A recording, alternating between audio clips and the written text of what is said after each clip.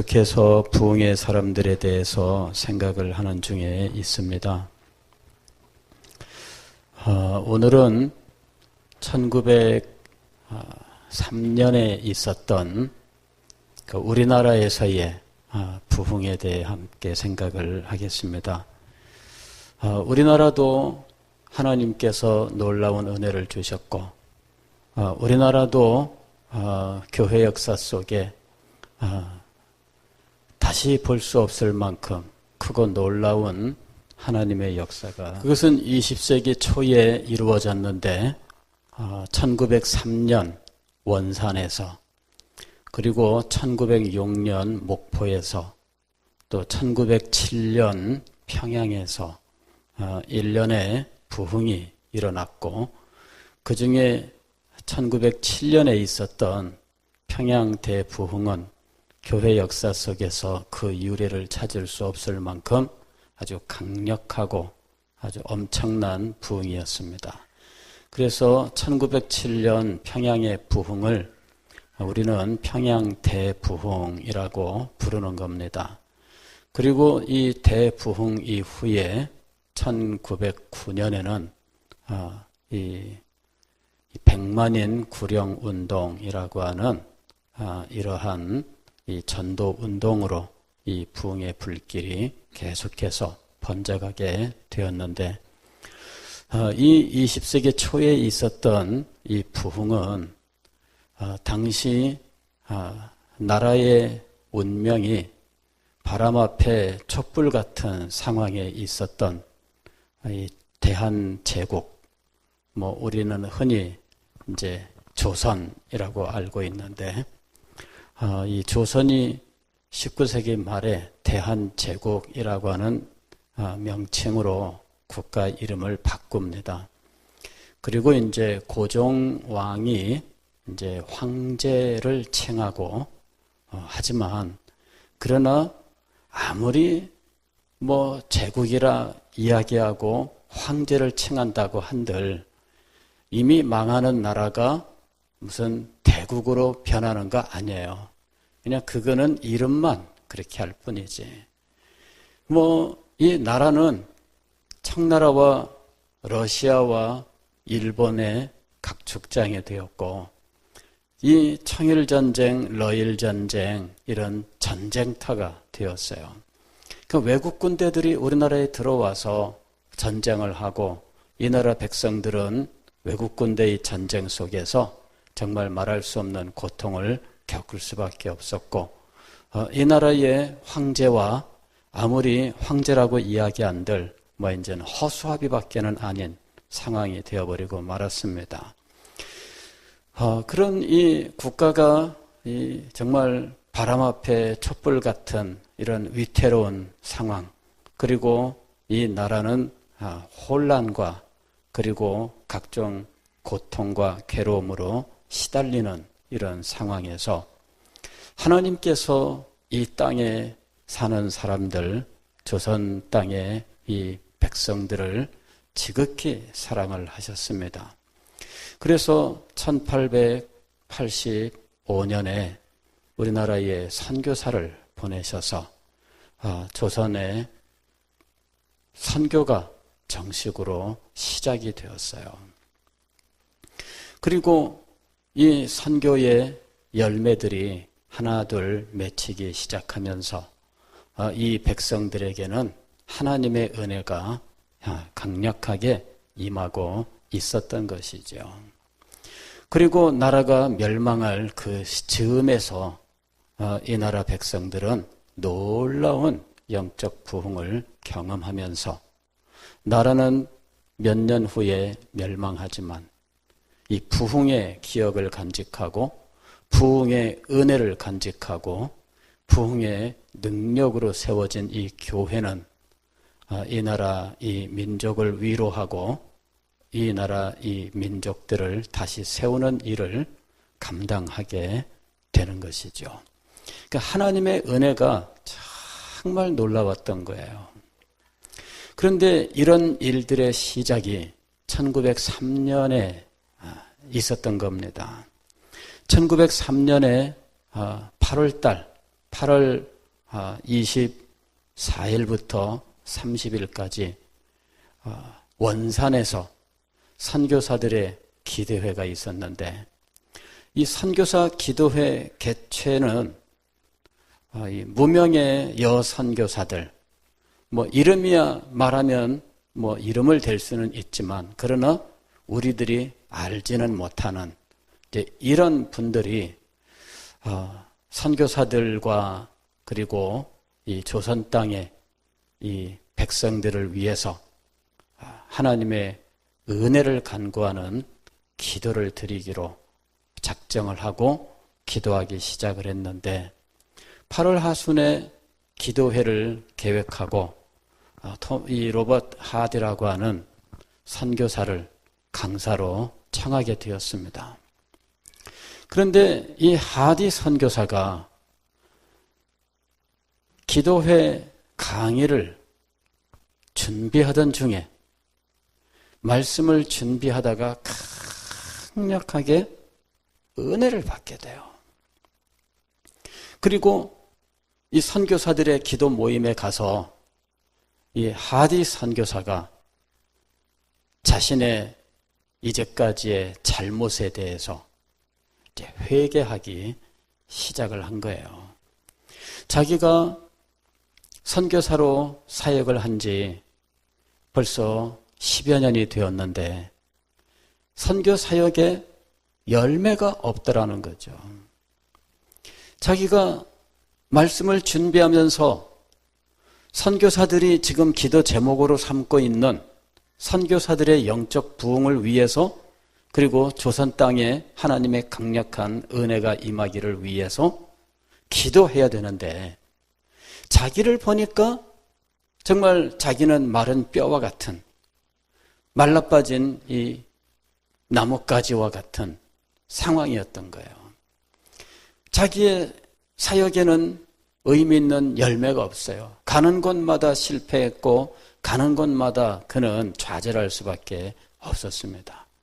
자신의 이와 같이 비참한 모습을 각성하게 된 하디가 마침내 하나님 앞에 무릎을 꿇고 기도하게 되었어요. 그리고 하나님 앞에 자신의 죄를 회개하기 시작을 했는데, 자신의 영적인 메마름, 그 실패, 가는 곳마다 열매 맺지 못하고 그곳에서 실패하고 떠날 수밖에 없었던 원인은 자신의 교만 때문이었다라고 하는 사실을 절실하게 깨닫고 하나님 앞에 회개하기 시작한 거예요. 그는 캐나다 토론토 의과대학 출신의 의사였어요.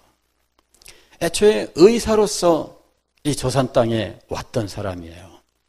그리고 도중에 그는 정식 선교사로 이제 전향을 하고, 그리고 이제는 복음을 전하는 선교사로 전적으로 이제 이 복음 전파 사역에 헌신하게 되었는데, 그는 자신에 대하여 어떤 우월감이 있었던 사람이었어요. 자신은 다른 선교사들과 달리 의학 공부를 했고 명문대를 나왔고 이런 의식들이 있어요. 그 다음에 조선 땅에 이 사람들에게 복음을 전하기는 하지만 이 사람들에 대해서도 자기는 우월감을 가지고 있었던 거예요. 그 당시에 조선 땅에 사는 사람들은 오늘날 우리들이 동남아의 그 가난한 곳에 가서 보는 그런 사람들의 삶보다 훨씬 못한 삶을 살고 있었거든요. 그러니 이 발전된 곳에서 온 선교사들이 그 땅에 이 가난하고 무지한 가운데에서 정말 가난과 그리고 비위생적인 환경에서 살아가고 있는 이런 사람들에게 어떤 시혜적인 입장에서 늘 자기는 대단하다 생각하지, 그들 속에 들어가서 그들과 함께하지 못하는 근본적인 한계를 가지고 있었어요. 그 하디 선교사가 그것을 깨닫게 된 겁니다. 나의 실패는 내가 가졌던 교만 때문이었고, 그리고 조선 땅에서 이 사람들 속에 들어가서 그들과 함께하지 못했던 데 있다. 이 사람들을 얕잡아 보고 이 사람들을 미개하게 생각을 했고 자기는 우월한 족속이라고 생각을 했다. 이제 이런 것들에 대해서 하나님 앞에 철저하게 회개를 했는데 선교사들의 기도 모임에서 자신의 이 죄를 고백을 해요. 그리고 선교사들도 하디 선교사의 고백을 들으면서 이 사람들도 하나님 앞에 동일한 것들에 대하여 회개하기 시작을 한 거예요. 그리고 이 집회가 끝난 후에 이제 하디 선교사가 그 주일날 이제 일반 교회에 가서 말씀을 전하는데 그때 그곳에 온 이 조선, 이 한국 교인들을 향해서 자신의 이 죄에 자신이 어떻게 이 땅에서 선교사로서 이런 잘못된 생각을 가지고 이제까지 살아왔는지에 대해서 회개를 공개적으로 하게 되는 겁니다. 그리고 이 공개적인 회개에 감동을 받은 한국인 성도들이 또 역시 회개하면서 정말 놀라운 역사들이 일어나기 시작을 하는 거예요. 그리고 이 하디 선교사는 그때부터 이제 강원도 땅에, 개성 땅에, 서울에서, 인천에서, 그리고 평양에서 이제 이 집회를 하게 되는데 그때마다 하나님의 놀라운 은혜의 역사가 일어나게 되었다 하는 거예요. 그런데 저는 어느 날 이 하디 선교사에 대해서 살펴보다가 어느 순간 깜짝 놀라운 사실을 깨닫게 되었는데 이분이 최초의 의료 선교사로 조선 땅에 왔을 때 처음 발을 딛고 사역을 했던 곳이 어디였느냐 하면 오늘날 영도에, 여기 우리 앞에 있는 이 영도, 이 영도에 이 사람이 정착을 하고 그리고 그 당시에 영도에는 뭐 사람이 없죠. 지금 뭐 여기 영도다리 바로 건너가면은 뭐 거기 그 처음 만나는 그 이 동, 뭐 그 무슨 동입니까? 뭐 그 복내동, 뭐 무슨 복내동, 그죠? 뭐 그쪽 어디인가에 목장이 이렇게 있고요. 그리고 이제 거기에 집을 하나 지어놓고 이분이 의료 선교사로 와 있었던 거예요. 그때 영도하고 이 부산항하고는 이제 뭐 다리가 없는 때죠. 배 타고 왔다 갔다 해야 되는 그야말로 섬이에요. 그리고 이 부산의 선교사들이 올 때 하디 선교사의 집에 일단 먼저 짐을 풀고 거기에서 하디 선교사의 설명을 듣고 안내를 받고 그리고 이 사람들이 이제 이 영도에서 바다를 건너 여기 우리 영주동으로 해서 초량으로 해서 부산진으로 이렇게 가면서 복음을 전했던 거예요. 그리고 이 하디 선교사의 지원 속에서 영주동에 교회가 세워지고 초량에 교회가 세워지고 하디 선교사의 이 지원 속에서 호주의 이 장로교 여자 선교사들이 복음을 전하러 와서 이 오늘날 부산진 교회를 세우게 되는 거예요. 그러니까 이 하디 선교사는 부산 지역에 복음을 전파하는 선교사들에게는 그들의 선교 사역을 지원해 주는 후원자였던 거죠. 그러니까 이 사람이 부산 땅에서 먼저 사역을 시작을 했는데 이렇게 부산에서 사역을 하다가 이 사람이 의료 선교사만으로 있는 것에 대하여 만족하지 못하고 그리고는 선교사의 신분을 전환시키는 거예요. 그래서 이제는 정식 선교사로서 복음을 전하는 이런 선교사로서 파송을 다시 받고 그리고는 이제 원산으로 올라간 거죠.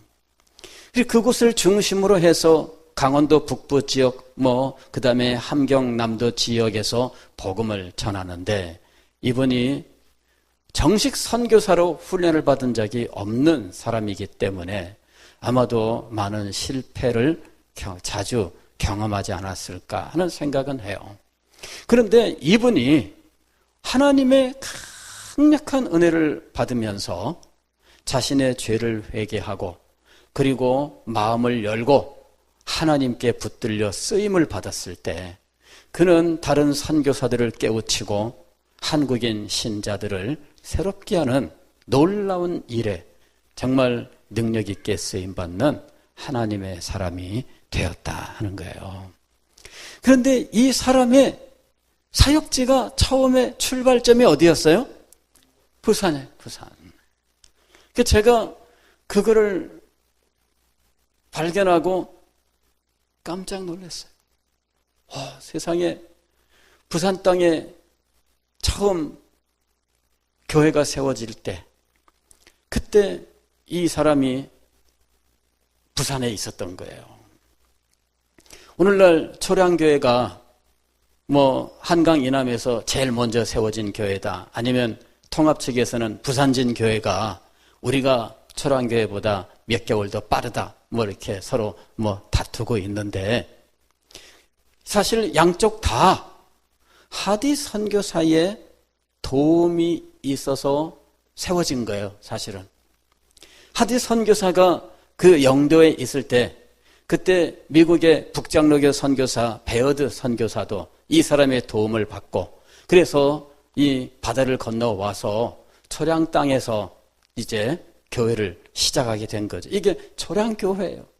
그리고 호주 선교부에서 선교사들, 목사 선교사가 왔는데 이 사람이 영도에서 이제 배를 타고 바다를 건너서 이 초량에 이미 교회가 있으니까 선교사가 자리를 잡고 있으니까 거기서 더 가게 되는 겁니다.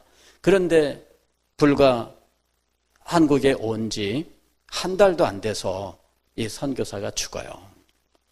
풍토병에 걸려서. 호주 선교부에서는 선교사를 보냈는데 선교지에서 불과 한 달도 안 돼서 선교사가 병으로 죽으니까 선교사를 또 보낼 수가 없어요. 얼마나 이 위험한지. 어떻게 보낼지 용기를 못 내고 있는데 그때 우리가 가겠습니다. 그곳에서 선교사가 죽었는데 그 죽음을 헛되이 하면 안 됩니다. 한 알의 밀알이 땅에 떨어져 죽었다면 싹을 내고 열매를 맺을 수 있어야 됩니다. 우리가 가겠습니다 하고 자원한 사람들이 있었는데 미혼 여선교사들이었어요. 미혼 여선교사들이 목사 선교사가 가서 죽었다. 그러니까 우리는 가지 말자. 이러면 안 된다는 거죠. 우리가 가겠습니다. 이래가지고 이분들이 자원해서 다시 그 선교사가 죽은 현장으로 온 거예요. 그리고 이 처녀 선교사들이 초량을 지나가서 부산진 지역에 이제 자리를 잡고 거기에서 복음을 전하기 시작한 거죠. 그리고 본국의 도움을 받아서 나중에는 이제 병원도 세우고 오늘날 그 제1병원 이것이 이 선교사들이 세운 병원입니다. 그 병원도 세우고 교회도 세우고 하게 된 거예요. 그럴 때 이 모든 일들의 배후에 하디 선교사가 있었어요. 그런데 이 부산 땅에는 부흥이 있었느냐 하는 거죠. 부산 땅에 부흥이 있었는가? 제가 그 질문을 던졌어요. 부산 땅에 부흥이 있었는가? 그랬더니 부산 땅에 부흥이 없었어요. 나중에 이 하디 선교사는 1906년 평양 선교사 기도회 강사가 되고요. 그 다음에 그곳에서 강력한 은혜가 임하면서 1907년 1월 이 평양에서 남전도회 연합회 이 부흥 사경회를 개최하기로 하고 그리고 그것을 준비하면서 기도회를 계속 진행하게 되고 마침내 평양 대부흥이 그 해에 일어나게 되는데 이 모든 일에 모판 역할을 했던 사람이 하디 선교사예요. 그러니까 부산 지역 복음 전파 모판이 하디 선교사예요. 그리고 1907년 평양 대부흥의 모판이 되는 인물도 역시 하디 선교사예요. 근데 이런 인물이 부산을 거쳐 갔는데 부산은 그냥 거쳐가는 땅이었던 거예요. 그래서 오늘날 우리 부산에 있는 우리들은 참 이 사실을 안타까이 여기고 하나님의 은혜가 우리에게 임하기를 간절하게 소망을 해야 되겠다. 그런 깨달음을 얻게 된 거예요. 물론 부산이 6.25 때 참 이 전쟁통에 팔도에서 몰려든 사람들이 이곳에서 정말 하나님을 찾고 부르짖는 놀라운 역사가 있기는 했습니다만은 이거는 정말 이 어떤 백척간도 절벽 끝에까지 몰려가지고 그 상황에서 정말 강제로 억지로 하나님을 불렀던 그런 경험이지. 그래 그때 우리나라 이 부산의 교회들이 많이 세워졌어요. 6.25 때 세워진 교회들이 많아요. 그러니까 부산은 전쟁으로 인해서 강제로 하나님의 은혜를 받은 적은 있지만 그냥 그리고 그때뿐입니다. 전쟁 끝나고 나서 사람들은 다 올라갔어요. 다 갔어요. 남은 사람은 갈 수 없는 사람들, 이북에서 피난 온 사람들만 남은 거죠. 다 간 거예요. 부산 땅에 하나님의 은혜가 임해야 돼요. 이것이 한번 하나님의 은혜가 이곳에 임할 수 있으면 얼마나 좋을까요?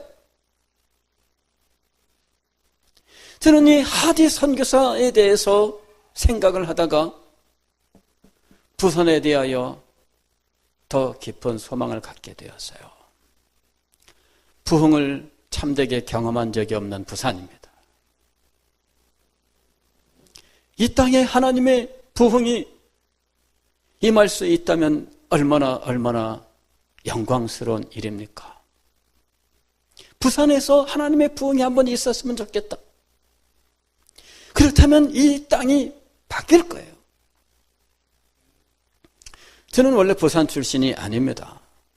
서울서 성장을 했고 서울서 사역을 하다가 부산에 왔는데 와서 제일 낯설게 느꼈던 것 중에 하나는 유달리 이 불교 물품점들이 많더라 하는 거예요. 물론 서울에 가도 이런 것들 이렇게 몰려 있는 지역이 있기는 하지만 저는 잘 못 봤어요. 그 지역이 있어서 거기만 이렇게 있는데 부산은 지역마다 가다 보면은 차 타고 가다 보면은 보이는 게 이런 불교 물품점들 이렇게 판매하는 곳들이더라고요. 그게 굉장히 신선하기보다는 충격적이었고 그리고 여기는 영적으로 참 척박한 곳이다. 그런 인상을 받았어요. 정말 이 땅에 하나님의 부흥이 임해야 돼요. 우리 시대에 여러분 하나님의 부흥 이외에는 이 땅을 변화시킬 수 있는 방법이 없습니다. 여러분 무슨 운동으로 될 일도 아니고요. 우리들이 무슨 전도지를 들고 나간다고 해서 될 일도 아닙니다. 지금은 그런 시대가 아니에요. 조직적인 반항이 있고 기독교에 대하여 폄훼하는 이런 일들이 이루어지고 있어요. 이것이 일종의 문화로 지금 자리 잡고 있는 상황입니다. 여러분 불과 한 5년만 지나도 여러분 이제 기독교는 이 사회에서 완전히 따돌림 당하는 상황으로 변할 거라고 생각을 해요. 여러분이 어디 가서 기독교인임을 밝히면 이상한 사람을 보는 것처럼 하는 시대가 이제 다가올 거예요. 법적으로는 기독교를 박해할 수는 없지만, 그러나 이미 이 사회의 눈초리는 이미 변하고 있는 상황이에요. 여러분이 그리스도인임을 밝히는 순간 세상 사람들은 여러분에게 대하여 등을 돌리는 시대가 여러분에게 이미 임하고 있어요.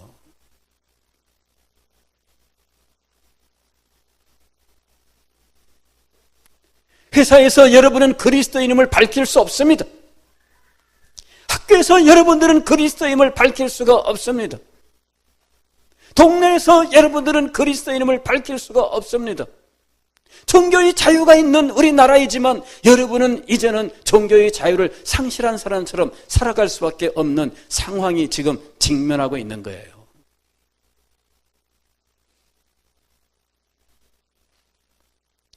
여러분, 우리는 이 현실을 정면으로 목격해야 됩니다.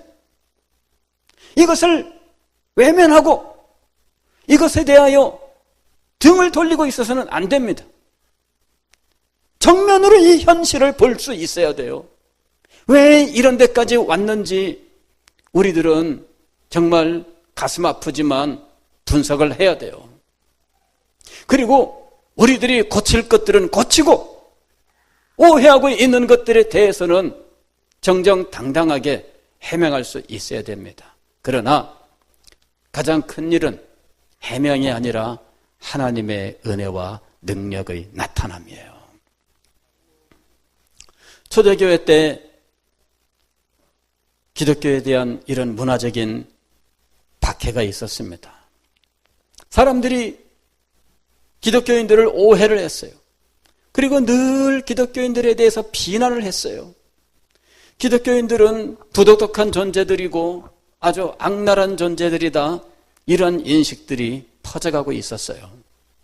기독교인들은 정당하게 모이지 못하고 밤에 몰래 모이는 족속들이었고, 모임 장소도 음침한 동굴 속 혹은 무덤 같은 이런 사람들이 없는 곳에서 모였고, 그리스도인들이 모이는데 남자와 여자들이 모였던 거예요.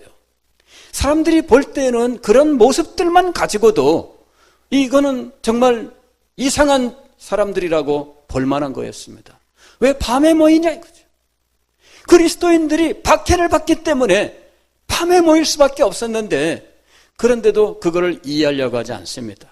무조건 현실은 외면하고 밤에 모이는 그것만 가지고 기독교인들을 비난했어요. 남자와 여자가 모인다 그러면 뻔하다, 이런 그 뻔한 생각을 가지고 기독교인들을 공격을 했어요. 혹시라도 누군가에게 이야기를 들었는데 뭐 피를 마시고 뭐 살을 먹고 뭐 이런 말을 들은 거예요. 기독교인들은 애를 잡아먹는가 보다. 그죠? 뭔가 살도 먹고 피도 마신다 그러잖아요. 이게 성찬 예식인데 이 사람들은 그 내용을 모릅니다. 우리들도 어릴 때 자랄 때 늘 들은 게 뭐냐면은 문둥이가 애들 잡아간다, 그거 늘 듣고 컸어요. 문둥이가 애를 잡아다가 간을 빼먹으면은 병 고친다고 애를 잡아간다는 거예요. 이래가지고서는 애들 동네에서 놀면서 다들 문둥이가 잡아간대 이러면서 무서워했어요. 그런 소문이 났어요. 문둥이 평생 동안에 본 적도 없는 사람이 무서워하는 것처럼 그리스도인들에 대해서 문화적으로 박해하고 있었어요. 그때 이런 현상에 대하여 변증을 시도한 사람들이 있습니다. 이것을 변증가들이라고 하는데, 초대교회 제3세대에 해당하는 사람들은 변증가들이에요. 그렇지 않다, 이것을 알리기 위해서 적극적으로 논쟁을 했던 것이지요. 그러나 여러분, 복음은 논쟁을 통해서 전파되는 것이 아니었습니다. 우리가 누군가 말싸움을 해서 이겼다고 해서 복음이 전파되는 거 아닙니다. 우리가 누구랑 말다툼을 해서 기독교는 실제 그런 것이 아니야. 교회는 실제 그런 것이 아니야. 아무리 말해 보십시오. 오늘날 이 사회에서 지금 그런 일들이 벌어지고 있어요. 인터넷상에서 이런저런 교회를 비난하는 이런 일들, 목사님들 중에 이렇다더라 저렇다더라 이런 참 말도 안 되는 이런 일들이 뉴스가 되고, 교회에 누구누구가 이렇더라 이런 소문이 나고, 이러니 기독교 다 그렇다 이렇게 된다는 거예요. 누군가가 글을 썼습니다. 그런 사람도 있지만 기독교인들이 모두 그런 거 아닙니다. 그런 목사님도 있지만 목사님들이 모두 그런 건 아닙니다. 더 많은 사람들은, 아니 대부분은, 그중 몇 사람은 그럴지라도 대부분은 그렇지 않습니다. 그러나 누구도 그 변명에 동의하지 않습니다. 너는 입 닥쳐라. 현실이 그러면 말할 것 없다. 어디 한두 명이냐? 사실은 전부 다 그렇다. 누구나 그런 식으로 몰아붙이고 있어요. 여러분, 변명한다고 해서 통하는 시대가 아닙니다.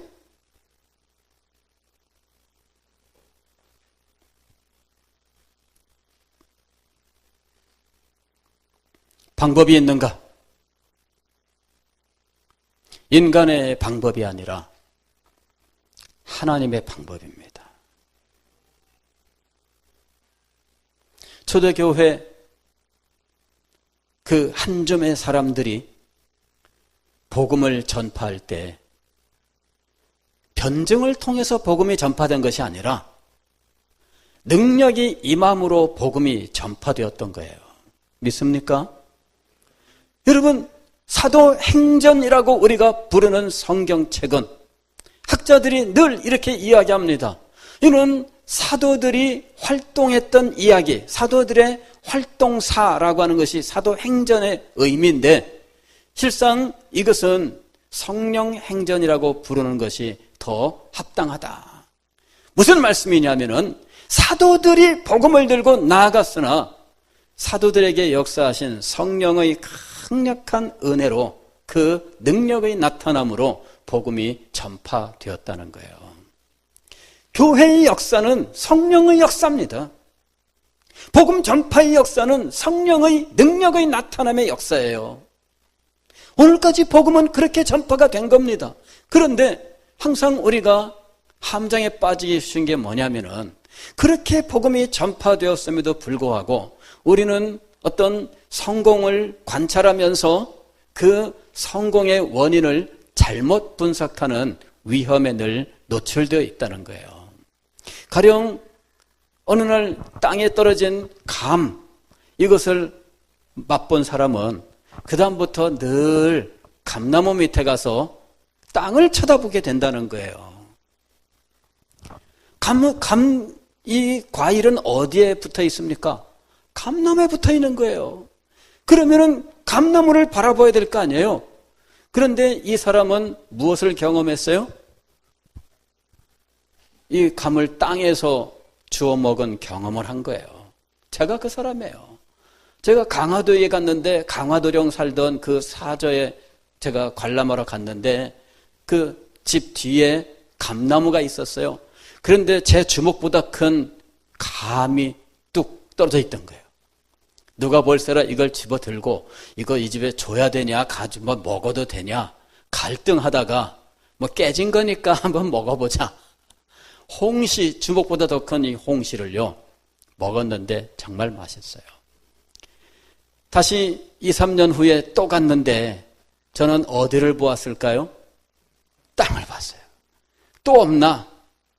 또 없나? 저는 땅을 봤어요. 여러분, 하나님의 은혜의 역사는 하늘로부터 임하는 겁니다. 하늘을 바라봐야 되는 거예요. 하나님을 바라봐야 되는 것이며 하나님을 믿고 의지해야 되는 것입니다. 그런데 우리가 이렇게 하면 됩니다. 우리가 이렇게 하면 됩니다. 우리들이 이렇게 해야 됩니다. 항상 우리들이 어떻게 하니까 됐더라, 이 이야기를 하는 일들이 너무나 많은 거예요. 그런 말들이 무조건 틀린 것은 아닙니다. 그러나 여러분, 그런 일들이 일어났던 근본적인 이유는 하나님의 은혜 때문이었고 하나님의 능력 때문이었던 겁니다. 그리고 교회는 언제나 하나님의 은혜와 능력으로 오늘까지 복음을 전파하고 생명을 얻고 그리고 이 세상을 정복하면서 왔던 거예요. 우리는 이 하나님의 방법을 깨달아야 돼요. 그리고 이 하나님의 방법으로 돌아가야 돼요. 이 하나님의 방법을 의지해야 됩니다. 다른 방법이 아닙니다. 하나님을 의지하고 하나님을 바라야 돼요. 하나님께 대한 소망을 간직하고 그 능력의 나타남을 소망하면서 하나님의 뜻이 우리 가운데 이루어지기를 소망해야 됩니다. 이것만이 우리가 취할 수 있는 유일한 방법인 것입니다.